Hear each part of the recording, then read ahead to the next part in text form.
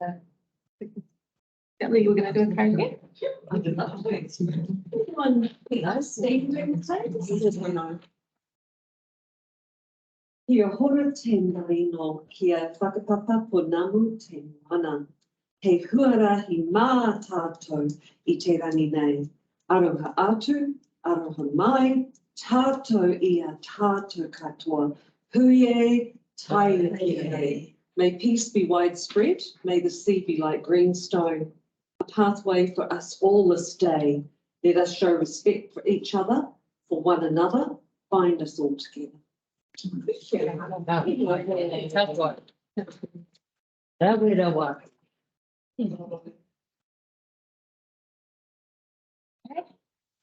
we have no apologies, correct? So we'll start with public forum. Please remember that you all only have 5 minutes to speak and the board can only respond with questions. We will not be answering. You are being recorded. So we'll have Anna Horn first with the cycling strategy.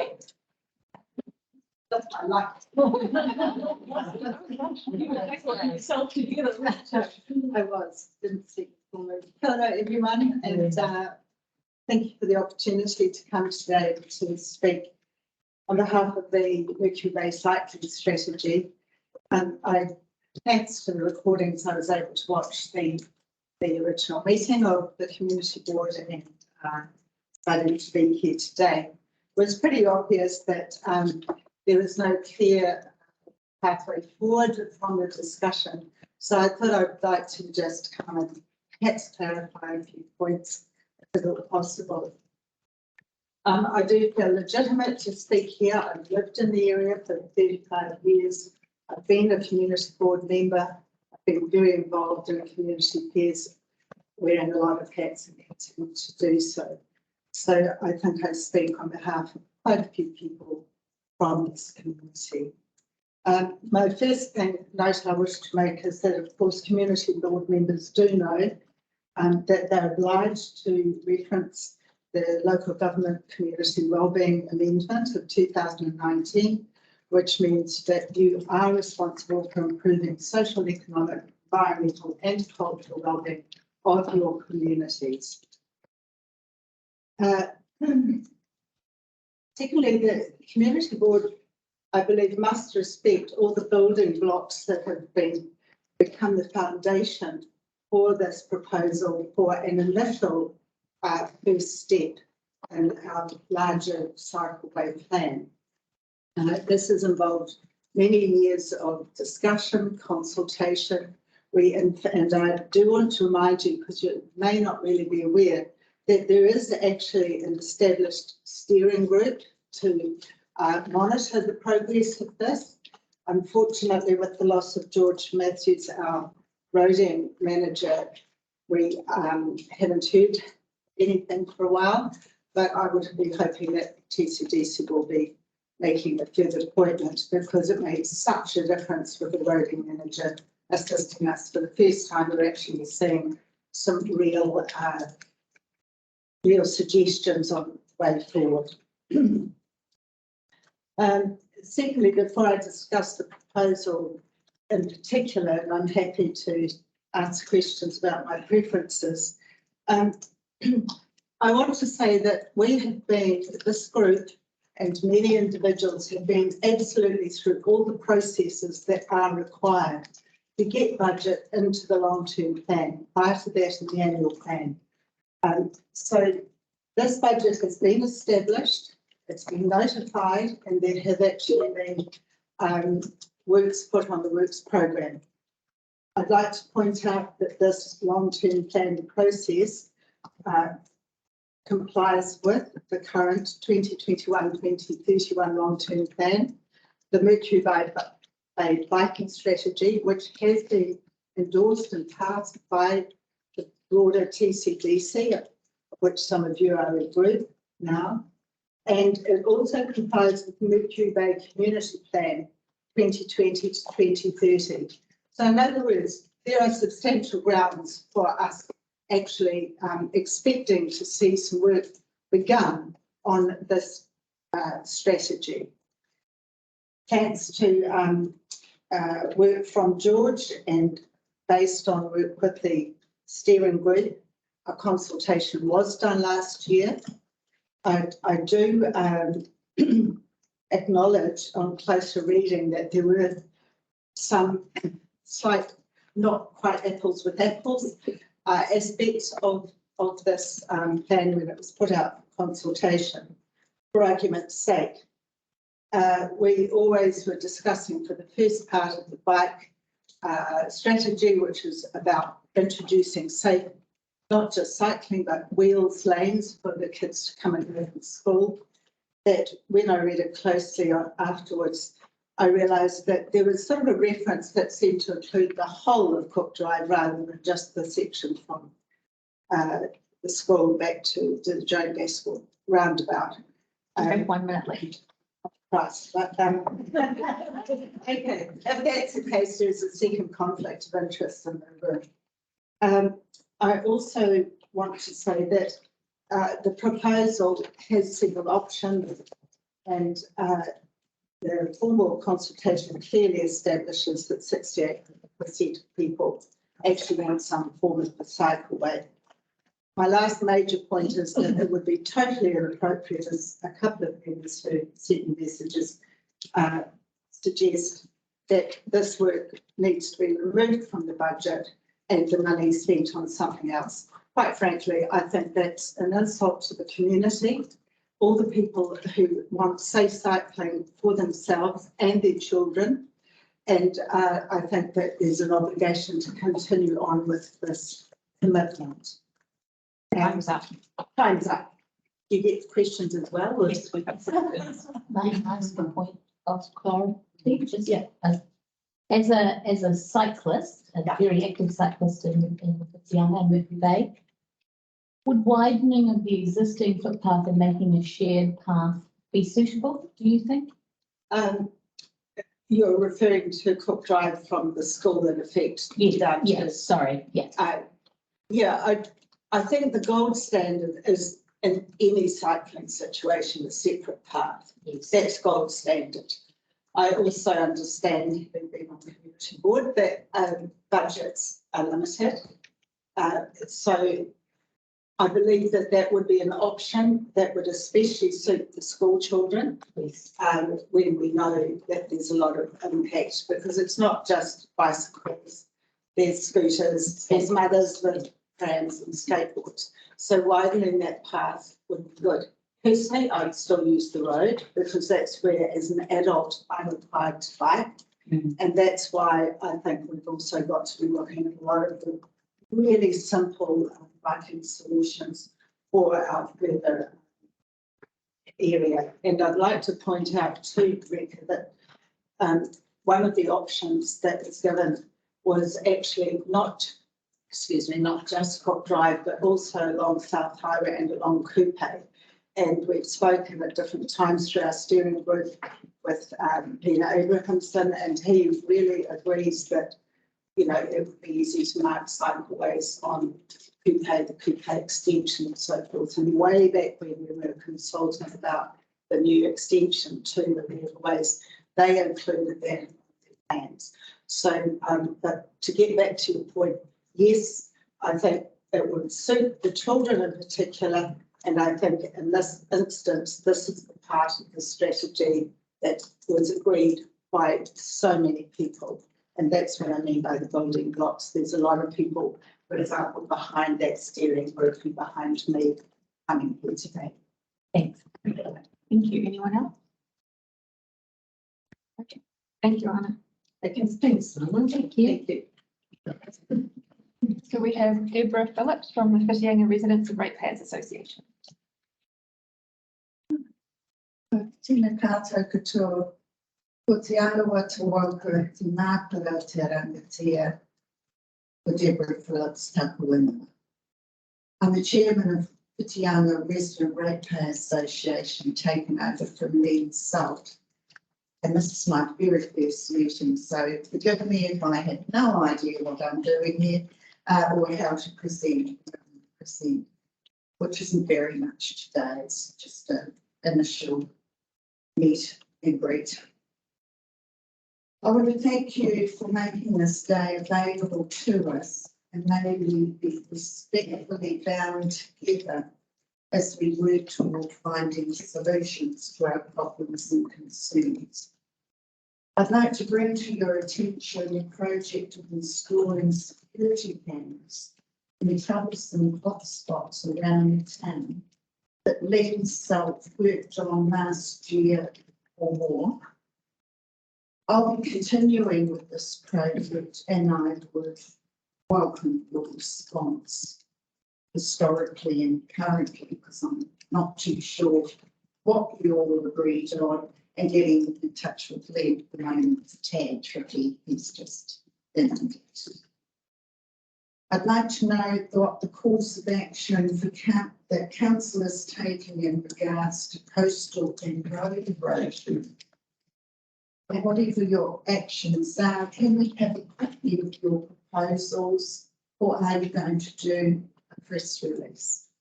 In other words, the community would like some information, please, some good, concise information. I wanted to highlight the need for a time frame to be established and adhered to in regards to pensioner locals housing. That's all I've got for today. Mihi nui, kia ora. Kia ora. Kia ora, Dave.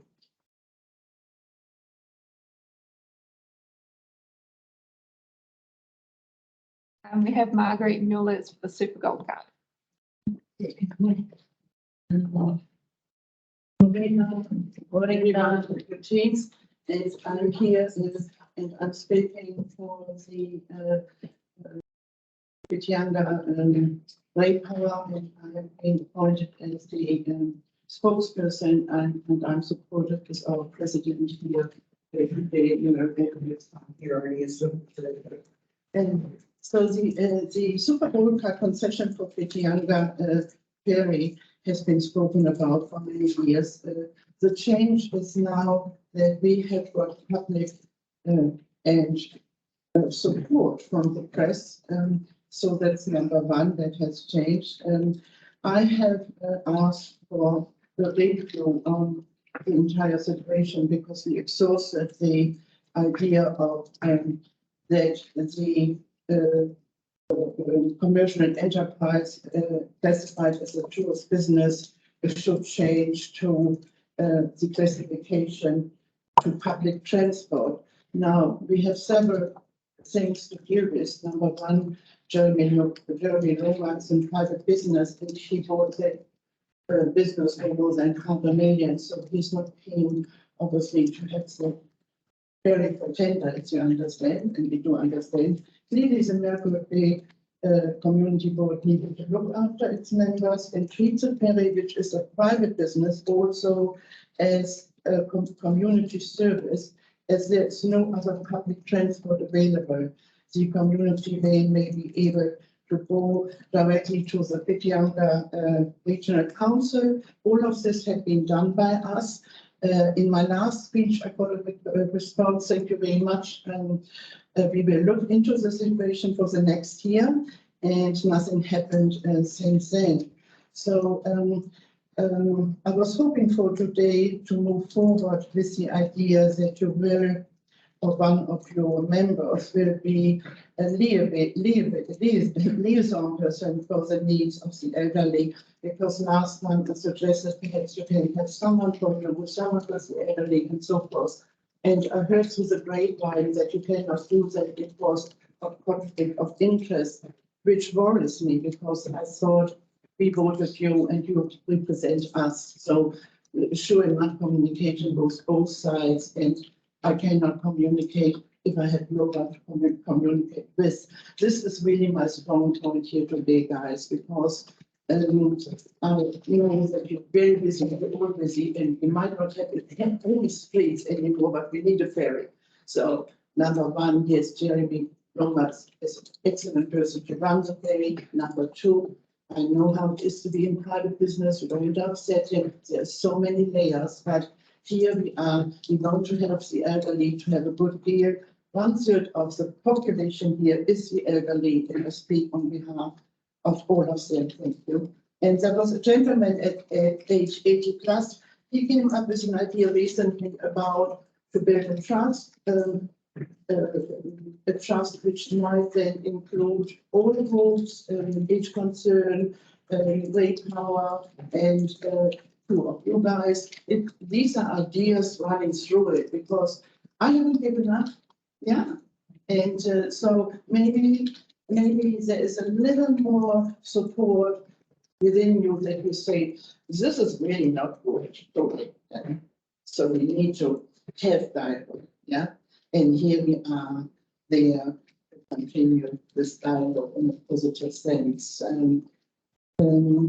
Yeah, I think the proposal is to support, to get everyone on board. And that was very much my aim here today. And you know the drift, you know all the material, and you show it. Then, of course, we don't want to have any further publication until 1, 2, or 3, because we have enough to focus with our massive, disastrous situation at the moment on all levels. So let's keep it in our house.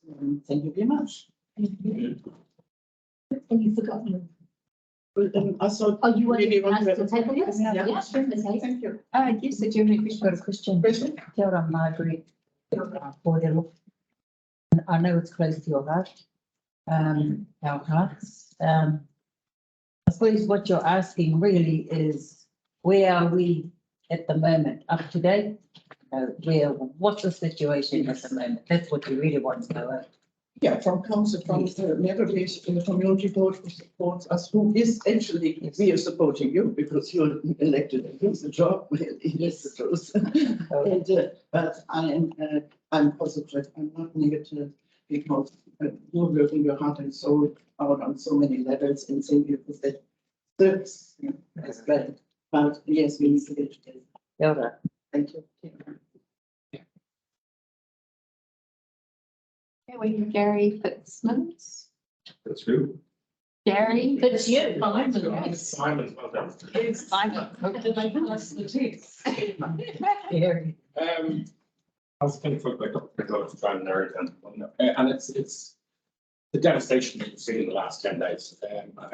It's devastating for everybody, whether it's people who come to Correspondence, people who live in the Correspondence, can't get out of the Correspondence.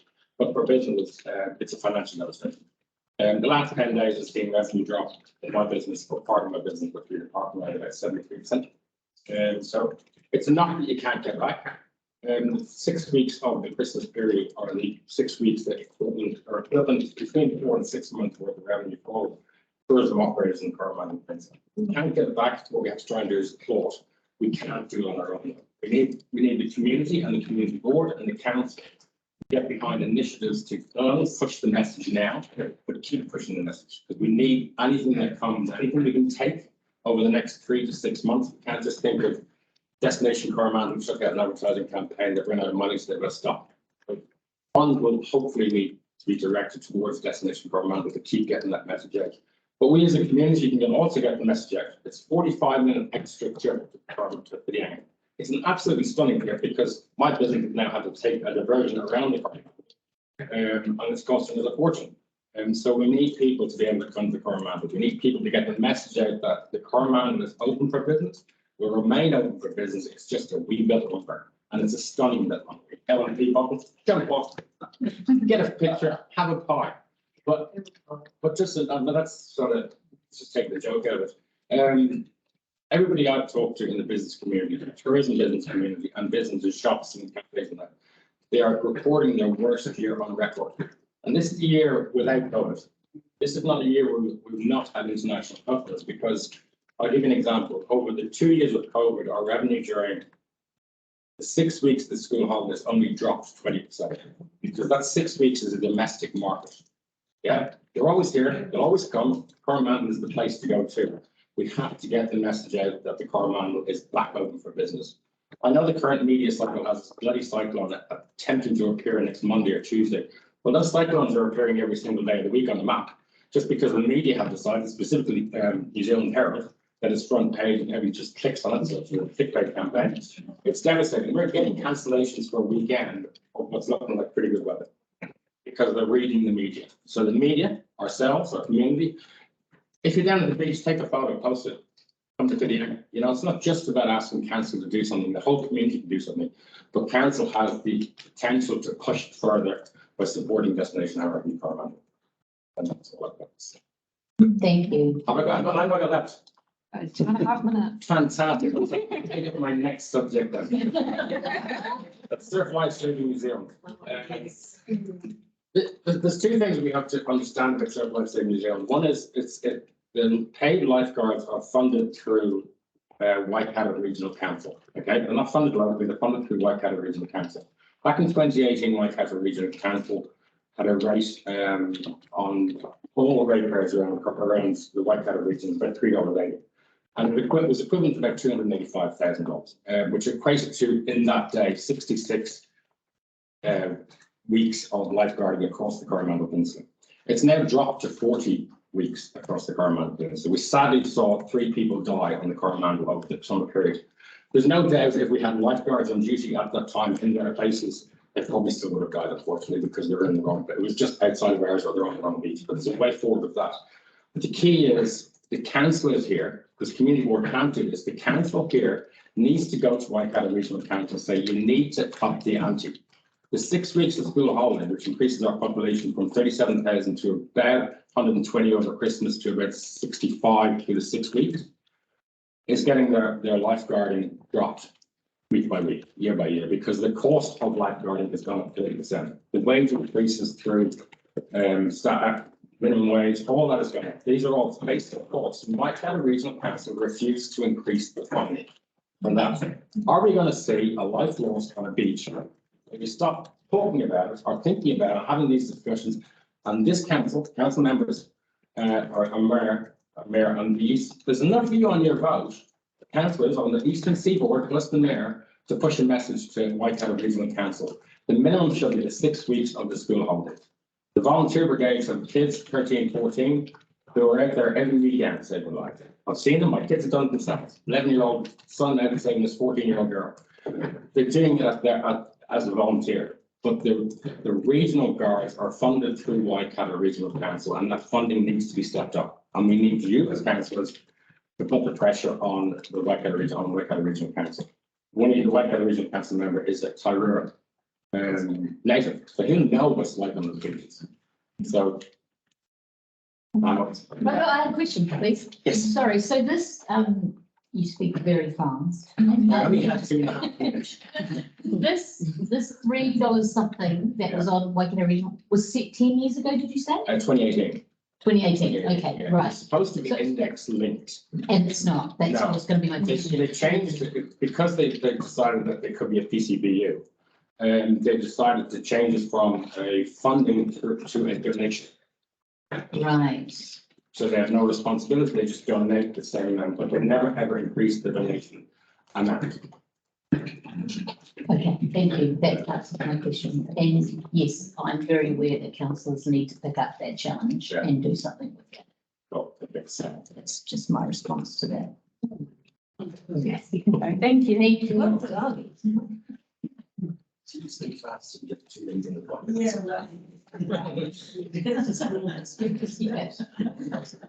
So we have Alistair. Rickle. I can speak faster than him. Right. Madam Chairman, I had emailed Kelly, I think it is, who was handling the bookings and had asked to speak on behalf of the Consumer Rec Association and also as a personal submission. We have been hoping for Brent Page, our chairperson, to come on, and he's not going to come on, but could I speak first for the Consumer Rec Association? I'll just ask these out. Some of you guys have seen this already. Yeah, so you have. Pass them around. First of all, I'd like to say thank you very much to many of you here for coming along to our ratepayers public meeting on January 8th this year. Is Len there? I'm not sure if Len is there in the ether or not, but Len came along, which was great. We had Heather, who's a very regular attendee. Rika and Deli are also very regular attendees. And Chrissy, you came along, and Peter, you came along as new members. And Lorna, you didn't come to some, I don't think, but you were a very regular attendee as well as a Chinner resident, so thank you for that. And you all had good input, so we do appreciate the support from the community board. And Scott Simpson was there as well, of course. And it was a lovely day, and you get a bit of time to come, so thanks for that. Okay, this thing here, a lot of you have seen this already. This is to do with the Kuatuna boat ramp. We have one of our former committee members, a chap called Bill Muir. He used to run Kuatuna Bay Lodge. He lives above the boat ramp, and he's keen boaty, and he's worried about the degradation of the rock wall on the boat ramp, which is shown here. This is looking, the parking lot is here. This is the wall we're talking about here. Over the years, the boat ramp has had a lot of use, as you know. When the easterlies are blowing, the boaties can't get out of the bar at Whampoa, so the Matarangi people and the Whampoa people tend to drive around and use the Kuatuna boat ramp. So it's a lot of use from non-Kuatuna people. And good weather, a lot of people pretty angry drive over the hill to use it because it saves them an hour or two of fuel and time. And it's had very little maintenance to put on it. I know a lot of money, millions actually, has been spent on Whitianga boat ramp facilities and also Whampoa. Kuatuna has had virtually nothing. It was built by the residents originally, so we paid for it originally. And it's had virtually nothing done for the last few years. All we want is over the years is to build up this rock wall. There's 4 years shown here. This is a build situation, 2023, 24, 25. Just building up the outside wall with spare rocks, big blocks of rock to make it more resilient in storms. We don't want, floating pontoons and all that sort of stuff. All we want is rocks. Now, we had a meeting in September last year with Wayne Price, who is an engineering project manager with TCDC in Whangamata. I think he's an ex-harbour master, so he knows boating really well, heck of a better than I do. And he was very supportive. And also, we had someone else, what's her name? Ellen Cooper. I'm not quite sure what she does with council, but she was there as well. What she was, okay, that's what she did. Okay.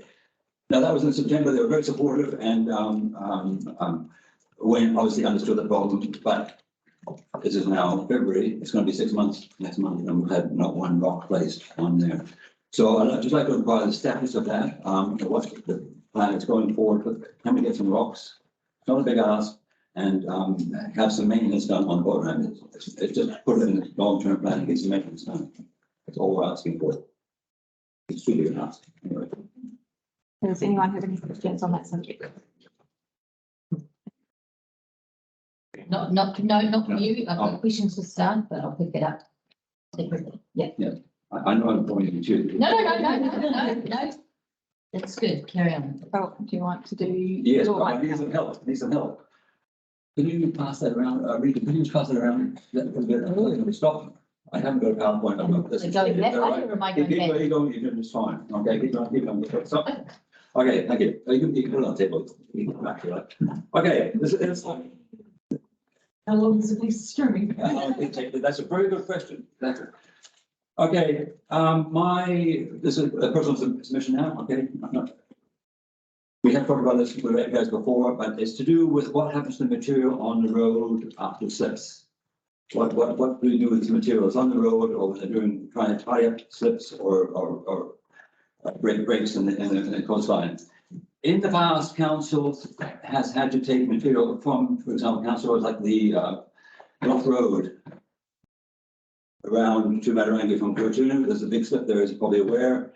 A few years ago, that was dealt with by council. The material had fallen onto the road and some had fallen onto the beach, which was right next door. What council did, they had to, I guess, take some of the rock, truck it down to Matarangi to an approved dump site and pay. We as ratepayers paid for that material to be buried. It could have just been dumped right on the beach. There are big blocks of rock. There's no reason. It's not toxic, nothing in it. Why can't we just dump the stuff on the beach?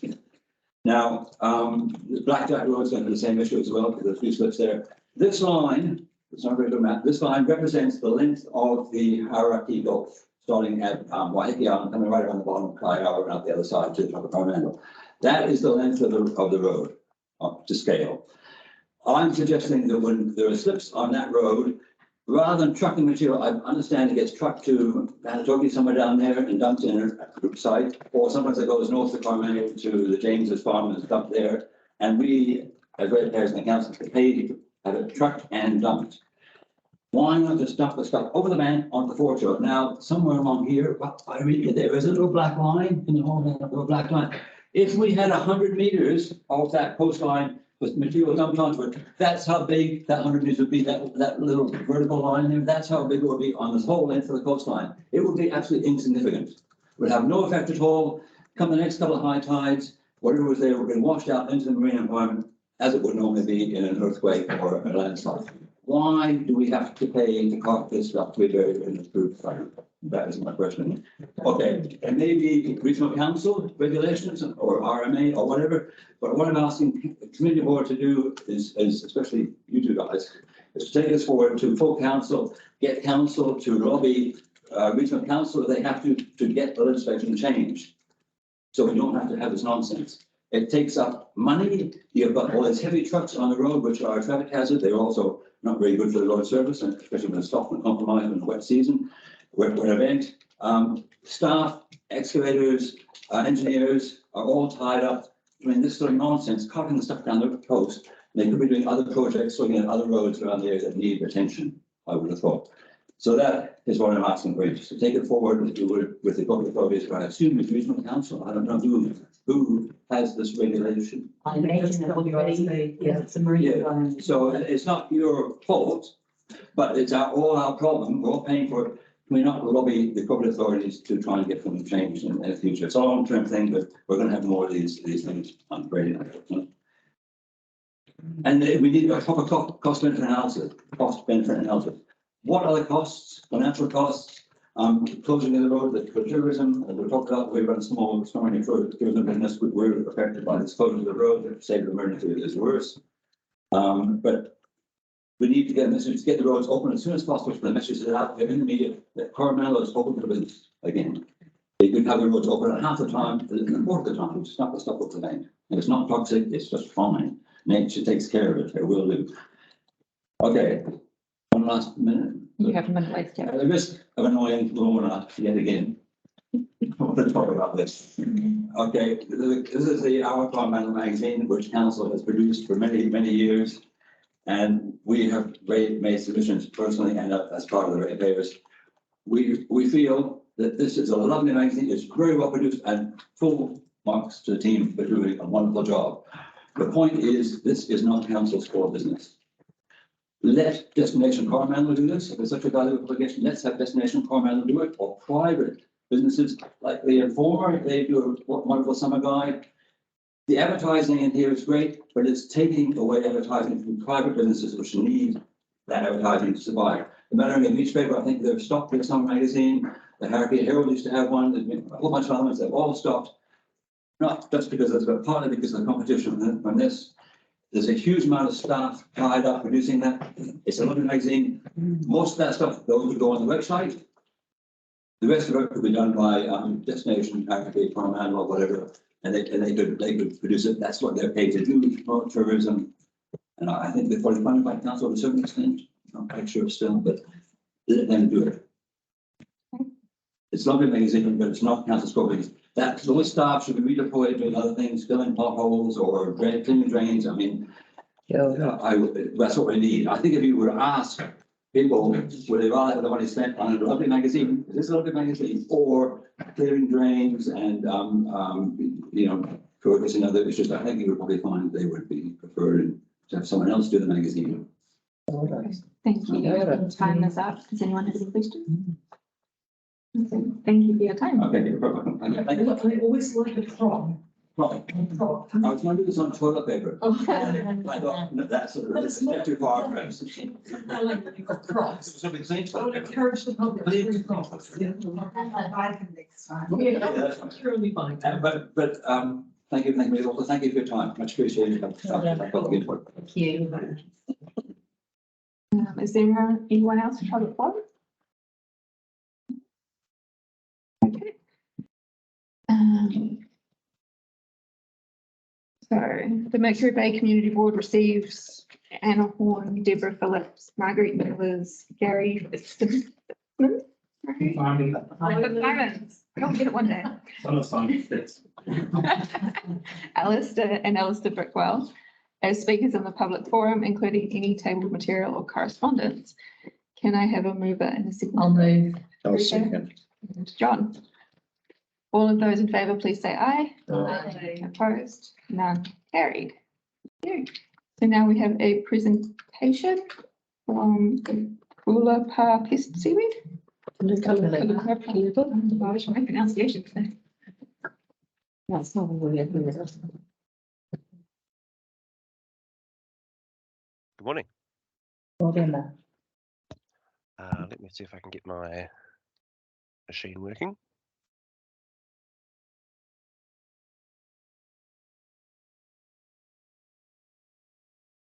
Can everybody see that? Yep. Wonderful. Yeah, kia ora tātou.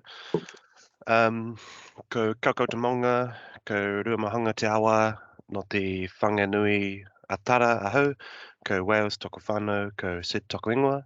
So my name is Sid Wales. I'm from Biosecurity New Zealand, and I've been involved in the exotic caliper seaweed response for about a year now. So today I'd just like to give you a quick overview of what the seaweed is, why it's a risk to New Zealand, and what us at Biosecurity have done so far and what we plan to do in the future about this. So what is exotic caliper and why are we concerned? So this seaweed it's native to the Indo-Pacific region, but it can be found all over the world really, where the water's warm enough. Most notably, it was found in Florida, off the south coast there, and it had some quite significant effects on the local ecosystems and crayfish species in particular. It displaced them and had some significant impacts on the community there. It was first detected in New Zealand at Blind Bay on Aotea, in Great Barrier Island, over here in July 2021. And then subsequently, when we did some further dives, we found it in Trifina Harbour, in Whangaparapara Harbour, and also in the western side of Great Mercury Island, Ahuahu. So why is the seaweed bad?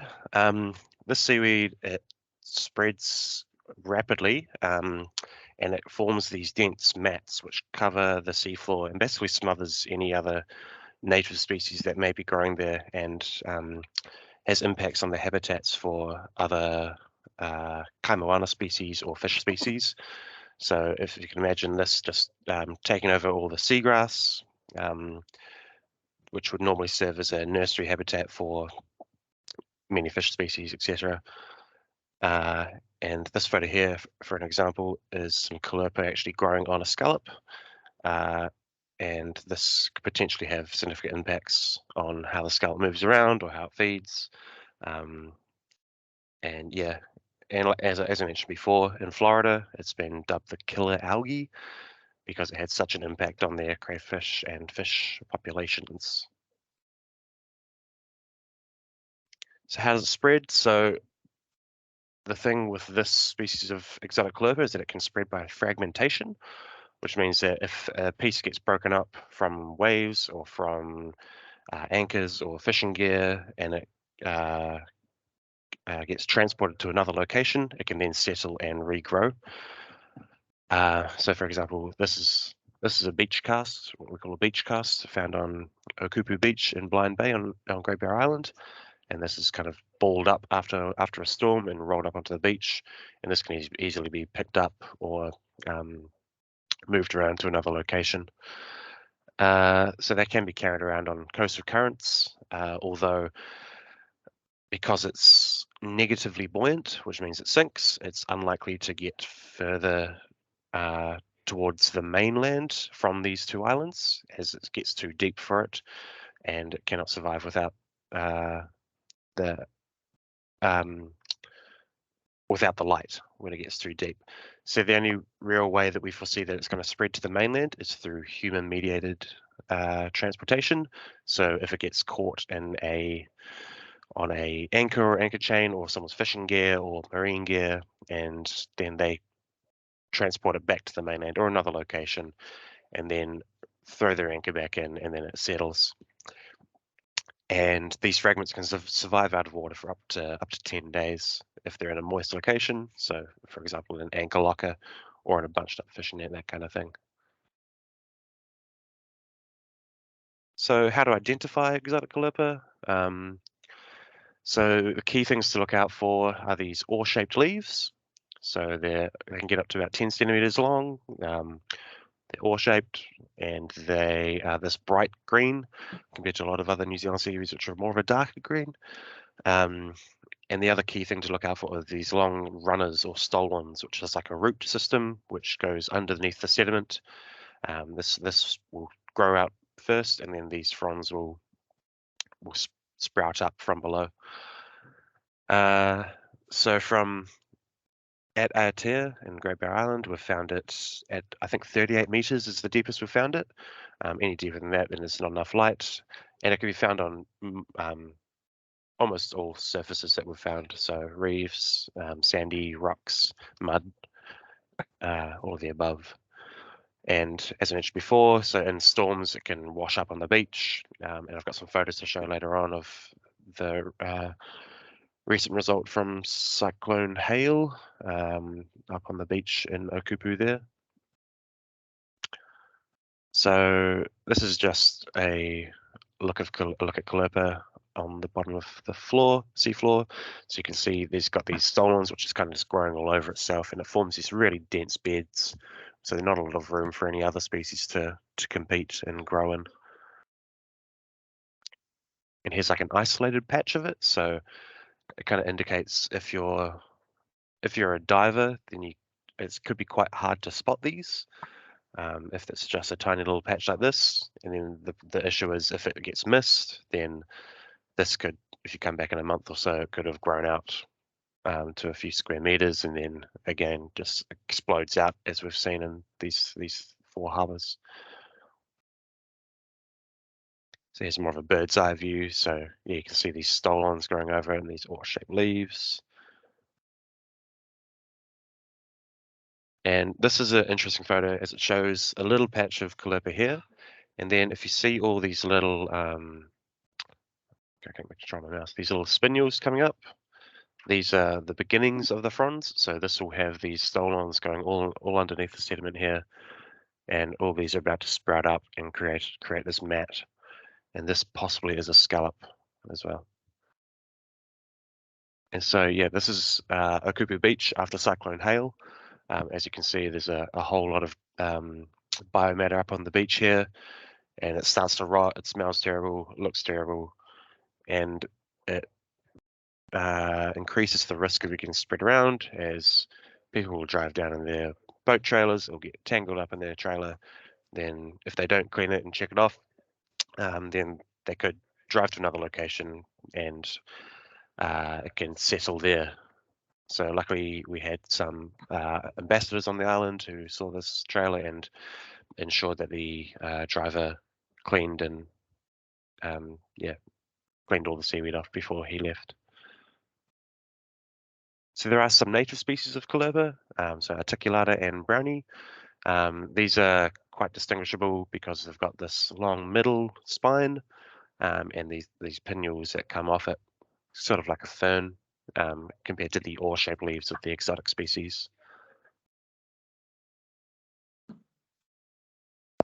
Cool. So if you do think you've found some, the best thing to do is to take a picture. The higher the quality, the better, and the closer, the better. So it gives our taxonomists the best chance to identify it.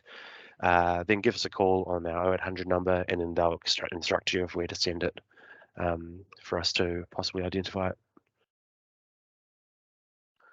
So now I'm just going to talk a little bit about the exotic caulerpa response from Biosecurity New Zealand. So first of all, what is a response?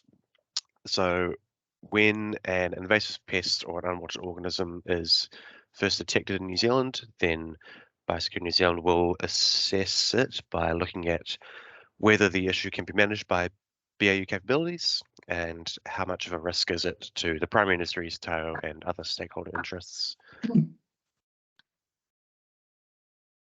So the exotic calliope response was stood up in July 2021, and it was originally set out with these 3 objectives: to reduce the risk of exotic calliope spreading around the 2 islands and Aotearoa, to minimise the impacts to the environment, communities and visitors, and to enhance the mana of the mana whenua and all partners in the response.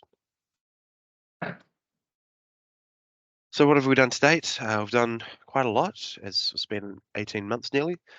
So we set up a partnership-based response. We've had a few surveillance expeditions go out in Aotea, Waidahauraki Gulf, to try and find other locations where this seaweed is. We set up a technical advisory group to provide us with the best scientific and technical advice available about how to treat it, if possible. We set up some controlled area notices and rahui, which are over those three harbours on Aotea and also the southwest harbour of Ahuahu. There's been a public information campaign set up since Labour weekend last year. And we did attempt to eliminate it using salt treatment.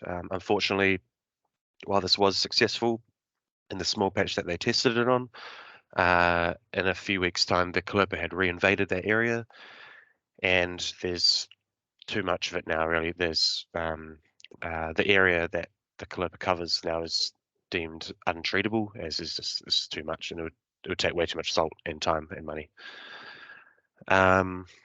So we also set up a Aotea and Whitianga ambassador program with members of the local iwi, and their role is to go around the islands and the key target locations like boat ramps, etc., and talk to boaties and make sure that they're aware of the seaweed, make sure they're checking and cleaning their anchors, and make sure that they're aware of the current restrictions that are in place.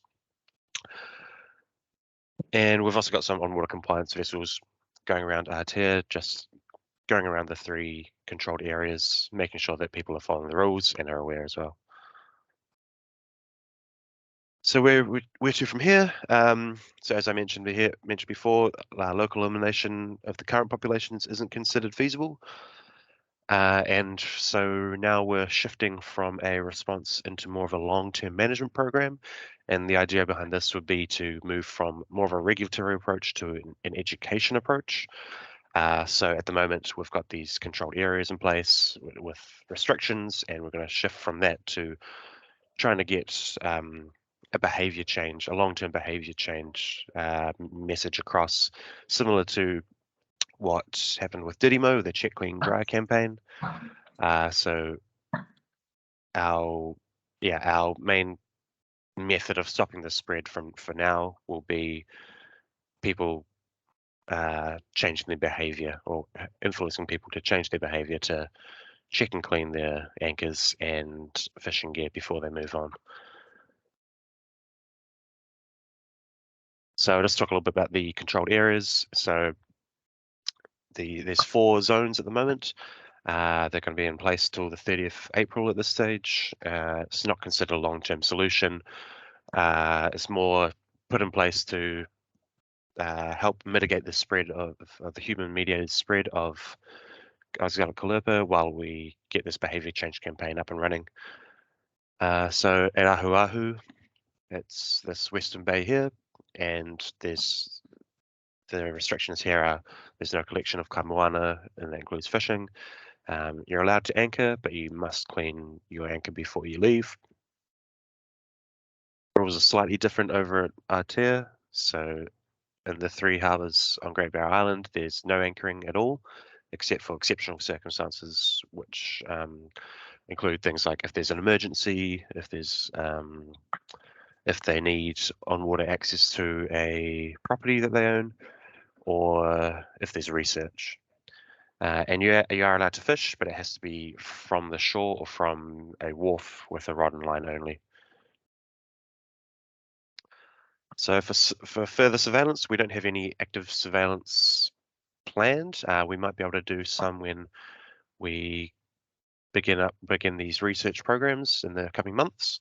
But we are relying on community surveillance, which is where the education program comes into play. The more people who can recognize it, the more people who can spot it and just let us know.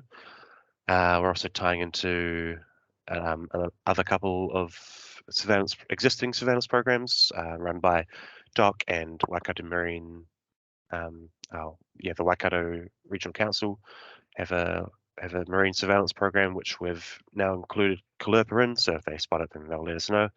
Similarly with the Waiheke Marine Project and another annual biosecurity surveillance program. So the communication and awareness, this is the behaviour change campaign. So the aim is to target boaties and the public to influence their behaviour change. And we're using the tagline, seaweed, chuck it straight back. So if you do pull up your anchor and you see some seaweed on it, then just throw it back in the water and it will sink back to where it came from to stop that spread. And you might know Matt Watson from, I think it's IT and Fishing Show. He's been helping us by spreading some social media messages across on his channels. And we've also targeted marinas, boat ramps, boat shops, and then a digital campaign as well, which I believe has reached over 1 million people now through that digital campaign. So hopefully that message is slowly but surely getting across.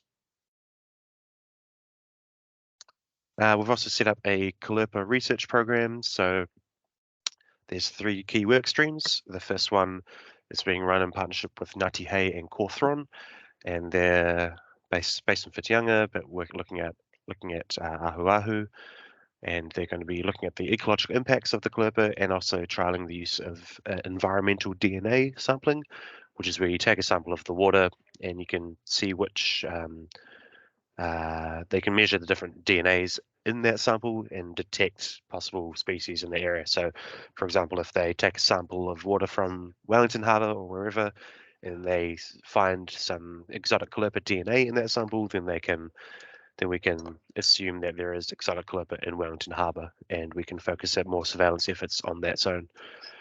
The second work stream is working with NIWA, and they're also looking at ecological impacts of Kalerpa, but looking at it at Aotea, and more specifically looking at the impact on taonga species such as kina and scallops, and how the seaweed impacts them, if at all.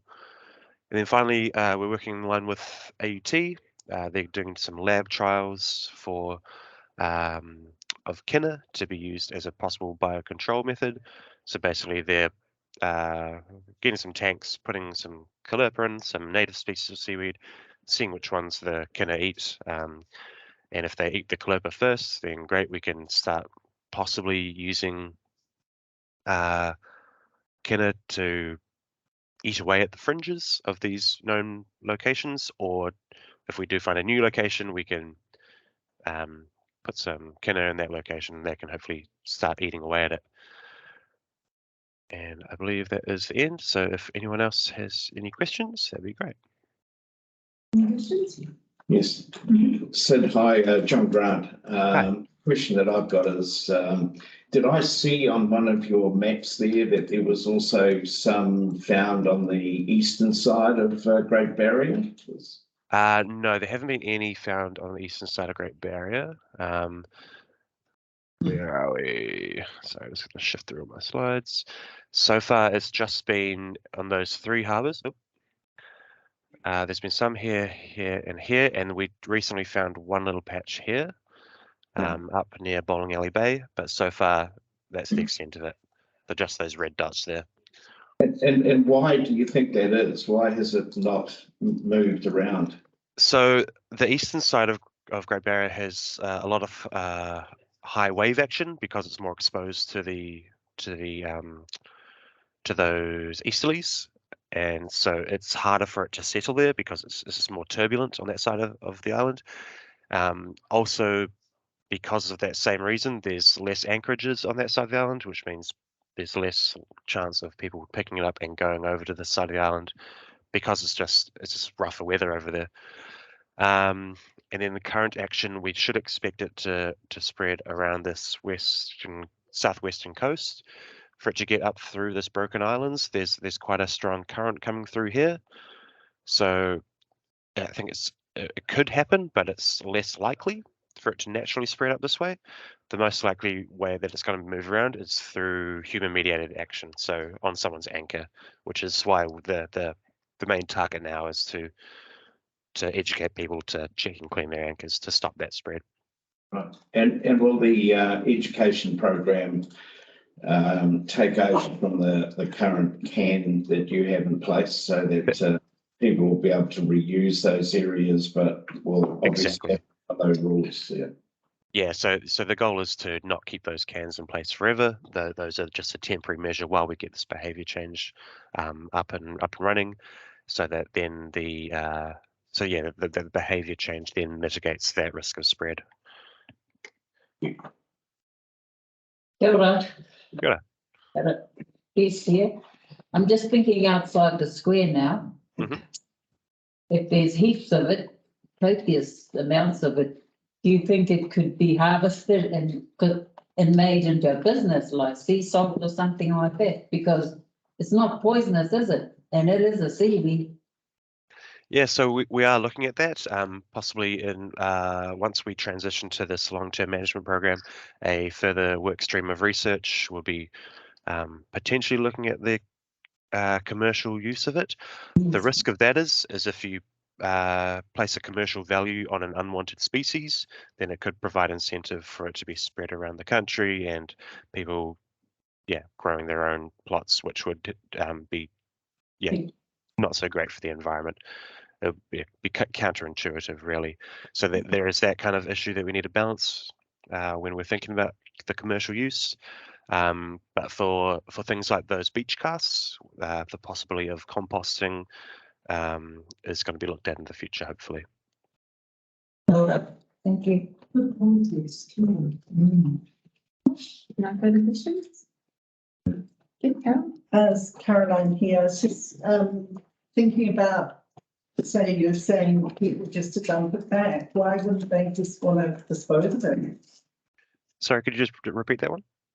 If you're finding some material on your anchor and then being told to dump it back in the sea, that doesn't make sense to me. I would have thought they could dump it somewhere else, whether there be, I know there'd be cost involved in having a dumping space, but rather than putting it back in the ocean where it will continue to grow, it doesn't make sense to me. Yeah, so the reasons why we had that line of messaging is, for one, simplicity. It's a very simple message to get across. If you see it, you just chuck it back, rather than say, when you get it, you have to go take it to a specific location, dispose of it using X, Y, Z methods. And the risk of it spreading, if we do just throw it back and see where it came from, is very low, because it will sink to the bottom and it will just settle in the same place where it already is. So the risk of spreading it around to other locations is quite low if you do that. So those are the main reasons why we've used that message to throw it back to where we found it. For example, if someone does have it caught in the anchor and then they find it in another location, then we would recommend that they bag it and dispose of it in a rubbish bin, something like that. But for the purposes of that messaging, it's just easier just to pick it up and throw it back to where it came from.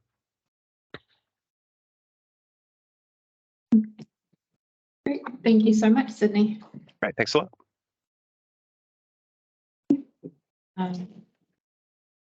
The Community Board receives the Speaker, Sydney Wales, and presentation from Biosecurity New Zealand and Deputation. Moved by a seconder, moved and seconded. So we've got Rita and John. All those in favour say aye. Aye. Motion carried.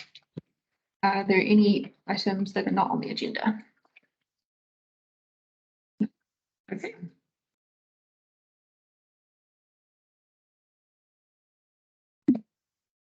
Are there any conflicts of interest that people wish to declare? Okay. Yeah.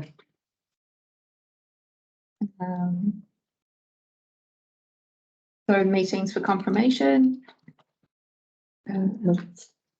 Oh, minutes. Minutes, yeah, I'll move that. Cool, we've got Delhi, the seconder, I'll second it. John. There's no changes. If there are no changes, I put the motion forward. And all those in favour say aye. Opposed? That's carried. Community Board Executive Committee representative, zone 2. So we need to vote on our community representative. So what we'll do is I'll read out the names and you just say if you vote for them or not, and we'll just take a majority. Okay, Okay, so we've got Phil Thomas. Okay, so that was 0 votes. So Caroline Hamill. I'd support him. Along as well. Okay, so that's 2 votes. Ellen Sol. That's 2 votes. James Percy Goldsmith. Okay, John and Bess, do you guys have a vote? Can remember what one that. We can, Caroline Hamill? yes, No, yes, Caroline Hamill, sorry. yes. John, no vote.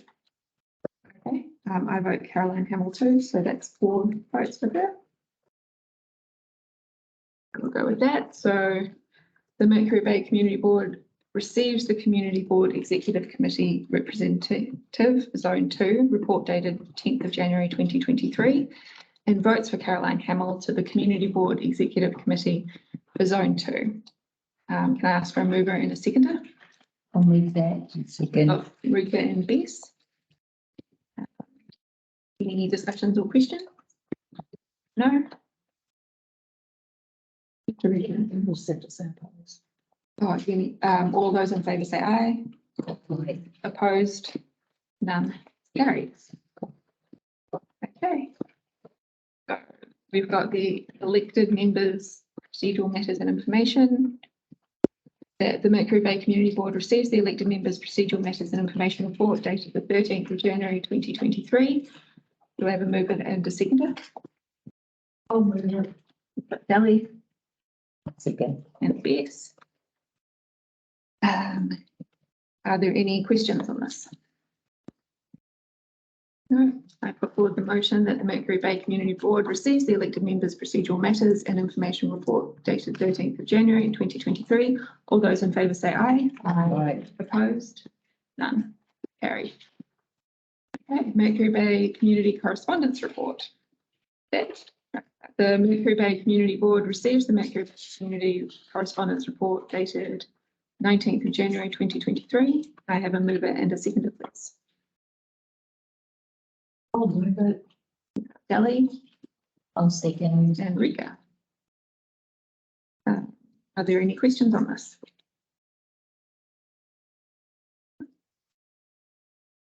The Community Board receives the Mercury Bay Community Correspondence Report dated the 19th of January 2023. All those in favour say aye. Opposed? None. Keep going, or do we have to break for morning tea? We'll take a break then and come back in 15 minutes. Thank you. Thank you. Thank you, Chrissy.